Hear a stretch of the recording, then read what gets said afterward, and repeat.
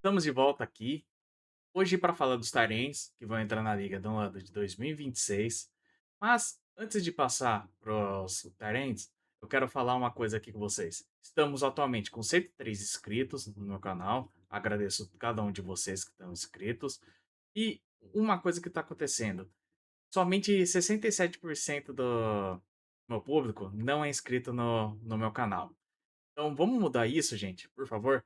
Deixa o like aqui, se inscreva, compartilhe com seus amigos, e assim vocês me ajudam a alcançar a minha meta de, quem sabe um dia poder trabalhar com o futebol americano, que é algo que eu amo tanto, e eu espero estar passando a minha paixão aqui para vocês, tá?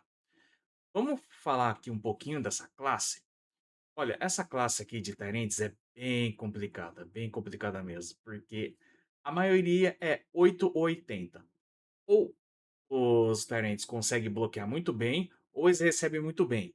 Nunca é a junção, que é, por acaso, os Tyrants. Então, algo que tá bem complicado, né, nessa classe, onde que muitos deles não tem nem nota de primeira rodada, até o primeiro colocado, que é o Kenyon Selic, já dando um pequeno spoiler do vídeo, mas para surpresa de zero pessoas, é o QB que mais chega próximo disso, mas mesmo assim ainda tem os problemas dele. Mas, sem perder muito tempo, bora lá pro vídeo. Hoje eu vou começar com o quinto nome da lista, que é Michael Trigg, end da equipe de Baylor, onde que ele começou sua carreira universitária através de USC em 2021, acabou depois se transferindo para Ole Miss de 2022 até 2023, e depois se transferiu para Baylor em 2024, ficou até o final da carreira dele universitária. E outra informação aqui dele. Vocês sabiam que ele é meu irmão do Michael Williams, edge rusher da equipe dos 49ers? Sim, eles são meio irmãos. E outra coisa também, vamos falar agora mais sobre o que eu acho no Michael Trigg. Primeira impressão dele, você vê que é o tamanho dele. O cara é imenso para a posição. É algo que, que me chamou bastante atenção quando eu botei o olho no tape dele. Outra coisa, ele é um cara que tem as mãos bem confiáveis na questão de fazer um malabarismo, de pegar uma bola bem difícil, que a bola tá indo mais para o lado que deveria, que o cat's radio, como a gente gosta de falar. É um cara que gosta bastante disso. É um ponto importantíssimo dele, que eu gostei bastante quando eu vi. É um cara que consegue jogar bastante também no slot, o que é bem importante para a equipe, onde que dá para fazer várias as variações de alinhamento, que pode ajudar o seu coordenador ofensivo. Ele é um cara que consegue jogar muito bem no mano a mano contra o linebacker, e as rotas sims dele. É simplesmente é algo que é batata, vai dar certo em 90% das vezes por causa do tamanho dele. Pelo tamanho dele, ele é veloz pelo tamanho, viu, gente? Quem olhou os tapes aí dele, olha só, fala: caramba, esse cara é bem rápido mesmo. É um cara que consegue quebrar vários tackles também, é algo bem importante. E outra coisa, uma ameaça real na situação de red zone. Onde que se você deixar no mano a mano, não vai dar muito certo. Mas temos os pequenos problemas dele, obviamente. Onde que ele precisa ser um pouquinho mais agressivo quando for fazer os bloqueios dele. Principalmente em situações de corridas. Onde que ele tem alguns problemas de agressividade para fazer isso, tanto que ele não fica muitos snaps em campo. Eu acho que ele ganharia uma variedade com uma contagem de snaps maiores se tivesse essa agressividade. Outra coisa, os drops, principalmente de bolas contestadas. Várias vezes você vê de que ele vai pegar a bola, o defensor chega para dar uma porrada nele e ele vai, solta a bola. É algo que tem que prestar bastante atenção para entrar na liga, então é por isso que ele desceu muito na board. Problema também em identificar as blitz. Se vier uma blitz pro lado dele, a maioria das vezes vai passar. É algo que também deu uma bastante pegada nessa questão aqui quando eu vi. E outra coisa também que eu estava pesquisando quando eu vi, ele tem problemas também de disciplinares. Por exemplo, ele já chegou a tomar suspensão de um jogo por esses problemas, disciplinares, tanto em Ole Miss como em Baylor, uma vez cada. Outra coisa, você vê que ele não é um cara muito comprometido, acho que a maturidade dele não é muito legal, porque 3 faculdades em esses anos aí de universidade, é meio perigoso. Então, pessoa que o time que for draftar ele vai ter que prestar atenção nessas questões aí, onde que vai ter que ser linha dura. Mas veremos quem vai querer correr esse risco. Quarto nome na minha lista é Oscar Delp, parente da equipe de Georgia, onde que ele entra naquela questão. Ele é melhor bloqueando do que recebendo a bola. Mas vamos lá, os pontos também. Uma coisa que eu reparei, ele é melhor bloqueando jogadores de interior de linha defensiva do que edges mais ágeis. E é um grande problema para ele. Se ele pega um edge, por exemplo, que tem bastante ferramentas, como swing, rip, moves, ele vai sofrer bastante. Outra coisa também, mas o jogo de mãos, tipo a técnica com as mãos dele, é simplesmente muito bom. Ele consegue bloquear, tanto que várias vezes ele consegue fazer liderança no jogo corrido, de bloqueios. Ó, uma coisa que ele consegue fazer bem também nas rotas, ele consegue até que a separação bem, não é ruim. As rotas deles, também são boas, não são ruins. O problema é que a questão da árvore das rotas dele é bem limitado. Já não sei se é por causa do playbook ou questão dele mesmo. Eu vou chutar que seria mais por causa do playbook, se fosse pra ver um deles. Era bem limitado as rotas dele durante o college, pelo que eu pude perceber. É um cara, você consegue colocar no mano a mano tranquilamente também. É um cara que vai ganhar bastante nos confrontos, tanto contra defensive backs como os linebackers. Mas também, outra coisa que eu vi, ele tem uma pequena dificuldade em fazer bloqueios no segundo nível. Hoje ele acaba se perdendo em zone blocks, nessas questões aí. É algo que deu para prestar bastante atenção. Outra coisa, como eu falei, contato inicial dele também na hora dos bloqueios. Aparentemente, contra jogadores mais ágeis, ele não consegue encostar a mão no cara primeiro. Um desses problemas aí é a envergadura dele. Acho que é uma envergadura bem baixa mesmo, se eu não me engano, não chega nem a 31 polegadas, que é bem baixo o jogador da posição dele.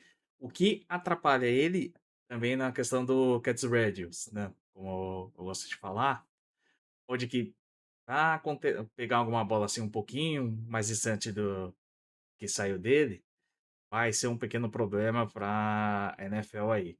Então é por isso que ele desceu bastante também na board, de que essas questões físicas aí acabam pegando ele, apesar de ele ser muito bem utilizado no jogo corrida. Acredito que vai ficar lá, como eu coloquei aqui na projeção, mais por terceiro dia mesmo. Vamos falar aqui agora do Sam Bruce, tight end da equipe de Stanford. De cara, eu vou falar a verdade, é um tight end que me chamou bastante atenção nos tapes que eu vi. Umas curiosidades aqui primeiro. A primeira delas, ele já jogou rugby, tanto que o pai dele teve que convencer a mãe a deixar ele jogar rugby, porque era menos perigoso que o futebol americano, não queriam deixar o menino jogar futebol americano, mas tem uma pequena questão disso daí. A família dele é inteira de esportistas, mas principalmente o avô materno dele é nada mais nada menos que Phil Olsen, que jogou nos anos 70 na NFL, e o tio dele é o Murray Olsen, um defensive tackle que foi ao Pro, já também foi não, ele é Hall da Fama, ele acabou falecendo em 2010, que jogou pela equipe dos Rams. Então, você já vê que ele tem o famoso DNA aí na família de ser bem atleticista, viu? Nem sei se existe atleticista, será que existe? Agora, enfim, já falei. Vamos lá. Uma coisa que eu gosto bastante dele. Ele é um tight que sabe bloquear no jogo corrido. Run block, zone blocks, essas coisas aí. Cara, simplesmente as mãos dele são perfeitas na hora do bloqueio. Ele consegue fazer um encaixe, bota a mão primeiro no defensor do que o defensor colocar a mão dele. Então é algo que ele tem essa proatividade na hora do jogo corrido. É um cara que também que é bem difícil de derrubar, você percebe nos tapes, onde que sempre vai quebrar pelo menos um ou 2 tackles quando ele recebe o passe. Outra coisa, ele tem um ajuste de rota muito bom mesmo, onde que ele percebe as zonas mortas das suas, zonas adversárias e se aproveita muito bem disso. O bloqueio dele em segundo nível também é algo bom dele. É um cara que quando eu vi, eu gostei muito da stance dele, o footwork e o pad level dele, que eu achei simplesmente muito bem trabalhados, simples, mas bem trabalhados sempre faz a diferença, isso que vocês têm que saber. E eu acho que é um Tyrande que tem um teto bom para ser atingido, se bem trabalhado, cara, ele pode voar na NFL. Mas também tem os pequenos problemas que tem que ser trabalhado. A velocidade dele. Ele não é dos talentos mais rápidos dessa lista aqui. É um negócio que me preocupou um pouco nessa questão, mas chegando na NFL, com certeza vai ser trabalhado nesse lado mais físico. Uma coisa também que eu percebi, são as rotas dele que eram não tinha muita rota vertical. Pra mim isso era coisa do playbook de Stanford, então, o que limitou um pouco ele, ou eles quiseram fazer isso por causa da velocidade dele, mas eu acredito que é mais por causa do playbook, né, tinha muita rota pra fora, rota flat no playbook das rotas dele. Então, uma coisa que eu fiquei prestando bastante atenção nisso. Uma coisa também, é que ele é bem difícil conseguir a separação. Pra conseguir a separação, geralmente usa mais o corpo. Algo que pode fazer a diferença mais pra frente, que ele vai ter que usar mais os braços nessa questão aí. E é o outro também que tem o problema da envergadura, onde que, cara, se um edge e um linebacker fizer movimento pra fora da raia, ele vai ter problema. Vai ter problema porque pra bloquear assim não vai conseguir recuperar, se não tomar o primeiro passo. E também a questão também de o catch radius dele. Por causa da envergadura, vai atrapalhar ele bastante nessa liga. Mas é um cara que eu prevejo, assim, um final de dia 2 aí, lá pra terceira rodada, finalzinho da terceira rodada, lá pra uma quarta rodada, dá pra dá pra ver ele saindo, sendo chamado pelo o começaram nem faz a segunda e terceira rodada, não sei que nem o que eu tô falando. Segunda não faz a quarta rodada. E o segundo colocado na minha lista é o Eli Stowers, carente da equipe de Vanderbilt, onde que ele começou a carreira dele em Texas A&M, só que como quarterback, só que ficou em Texas de 2021 até 2022. Depois se transferiu para o New Mexico State em 2023, onde ele acabou fazendo a transição dele para Tyrande. Esse New Mexico State foi a faculdade também que o pai dele jogou, que é o Don Stowers, onde que também o Don Stowers, ele acabou jogando na NFL Europe, lá pela equipe alemã, Rhein Fire, eu acho que é assim que se fala, mas perdão, alemão não é meu forte. E depois, em 2023, 2024, ele foi se transferiu para Vanderbilt. Cara, o Eli Stowers tem aspectos intrigantes, vamos dizer assim, no jogo dele. Vamos começar assim. Ele é um baita corredor de rotas. É um dos caras que acho que dessa classe aí que corre muito bem as rotas dele. Então, cara, eu acho que é um que tem o mais polido da classe, assim, nessa questão. Onde que ele também é aquele famoso melhor amigo do quarterback, Diego Paiva, que o diga, salvou ele várias e várias vezes. Onde que a bola pode ser ruim, ele vai pegar, ou precisa da bola de segurança, vai chamar ele. É literalmente o melhor amigo do quarterback. É um cara que consegue se alinhar tanto no outside, no backfield, como fullback. Ele consegue ficar em qualquer posição do campo, precisar se alinhar, ele vai fazer sem problema nenhum. É um cara também que sabe diagnosticar bastante campo. Então ele vai fazer as suas adaptações também nas rotas.